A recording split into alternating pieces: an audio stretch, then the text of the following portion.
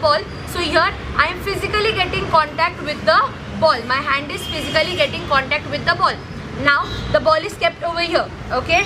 So if I touch the ball, then only I will be able to move the ball from one place to another. But if I keep the ball over here itself and the movement is not there, which means the ball is at its rest position. Which position?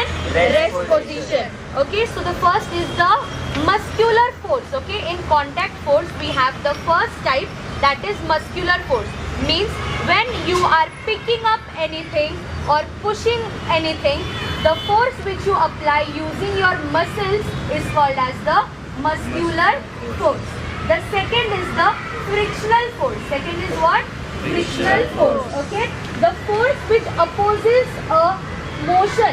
The force which opposes the motion means when we go in the opposite direction of a particular motion is called as the frictional force. Mostly it helps in stopping the force. Okay. It helps in stopping the force or slowing down the object. Like for example, if the ball is moving, okay, if the ball is moving, like I am moving this ball towards my right side, but I am stopping over here. Okay, so here the friction is been used to stop the ball. Okay, so frictional force is used for what? To slow down the motion of the particular object. So there are two types of contact force, that is the muscular force and the frictional force. Then we have the non-contact force. Do you all know the magnets? Right? We use magnets. So when we use the magnets, do we touch the magnet directly to the object? We do not do. Okay? So in magnetic force, there is a magnetic force. Okay, in magnet there is a magnetic force where you take the magnet nearby to the object. Like for example, there are iron particles. Okay, iron particles. You take the magnet near the iron particle, automatically with the help of magnetic force, the iron particles get stuck to the magnet. Okay, so that is called as the magnetic force. Okay, now magnet has how many poles? Two poles. Which are those? North and South Pole. North pole and South pole.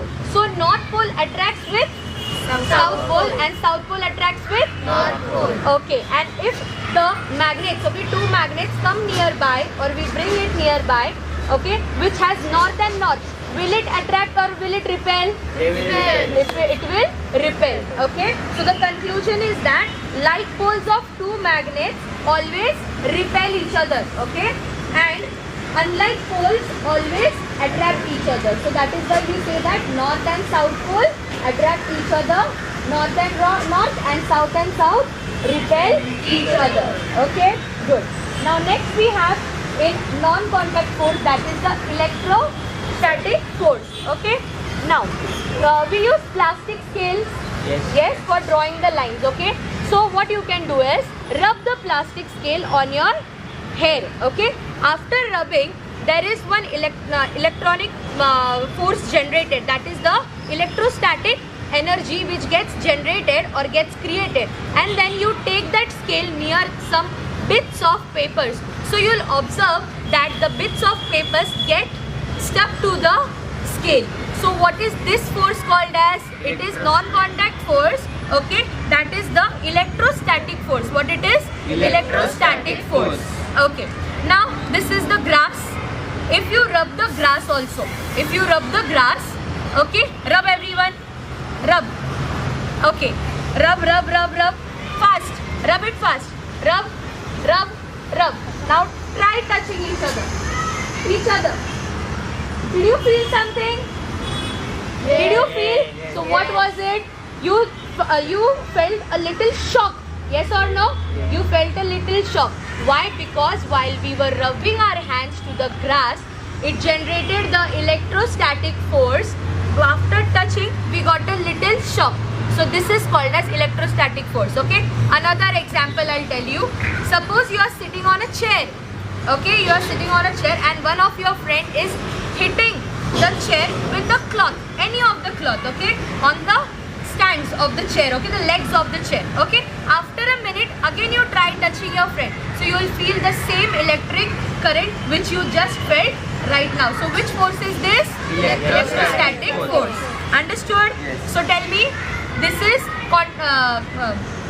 contact force or non-contact force? Non-contact force. Non-contact force. Now the third one, one, that is the gravitational force. Everyone knows what is gravitational force, right? So what is gravitational force? Where do we find it? We find it on the Ground, right? So as we are able to sit now, okay, my question is now, if we go on the moon, will we able to sit like this the way we are able to sit? No. We all know that on moon there is no gravitational force. That is why we cannot keep ourselves intact with the ground. Can we keep?